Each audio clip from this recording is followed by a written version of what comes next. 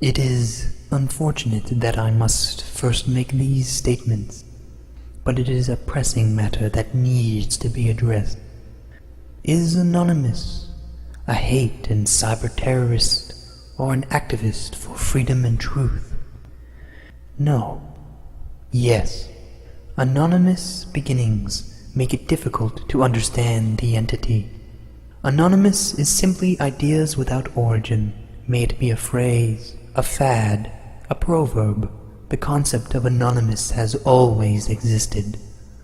The Anonymous that we know now, the one currently aligned against the Church of Scientology, which crimes and dangers are well documented, so I will not cover them here. Anonymous started as an image board in Japan nearly a decade ago, a place where there were no rules, no topic, no identity, images and text with no authorship. The only control was whether a post was enjoyed or simply deleted from lack of interest. The individual isn't measured. Slowly, through repetition and this unique natural selection, popular ideas duplicated and developed into memes. These memes would be incorporated into new ideas. Evolution of thought. Eventually another image board was built in the likeness for the English-speaking world. Quickly it grew in scope and influence. A public club with secret members, an ecosystem of thought. The diversity of Anonymous is as vast as the human condition, thus as the way of the universe, the good with the bad, the left with the right. A place where the age of a post is measured in seconds, change is instant, and it is total. Anonymous is the sum of its members divided infinitely. When Anonymous was young, it was immature and childlike, while the majority was simply for entertainment and creativity. The darker and more sinister aspects slowly pooled in the shadows. Soon this poison spread, and Anonymous found itself with a choice: either continue to let the natural chaos, or to go against the very purpose of Anonymous. Those who controlled the medium, the servers, made the fateful decision to purge these cruel and disgusting segments.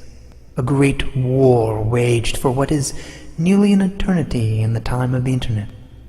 This underbelly broke off and formed their own image boards, where they could do as they wished outside the original. The majority of these splinters were of that same dark and perverse world. Over time, these niches died or consolidated. They are the ones who have done such harm. They are racist because it is offensive. They are sexually perverse because it is outlawed. They are cruel because they can. Yet we cannot disown these aspects of Anonymous as much as we can disown the human race. They are nearly everything the majority stand against and can only survive in isolation. Except they are the ones who dare.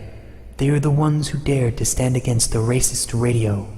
They are the ones who, maybe out of guilt, brought a pedophile to justice.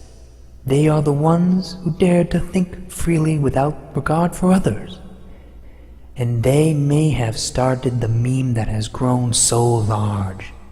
For all their crimes, they may have just started this whole thing. But with Anonymous, there is no authorship. Their claim is no more valid than the individual's claim to existence. They are simply a spark, but not the fire. Now, the sum of Anonymous has changed even more. Every day, the immaturity and disgust is diluted by the intelligent and the educated, those who are motivated to take up the cause.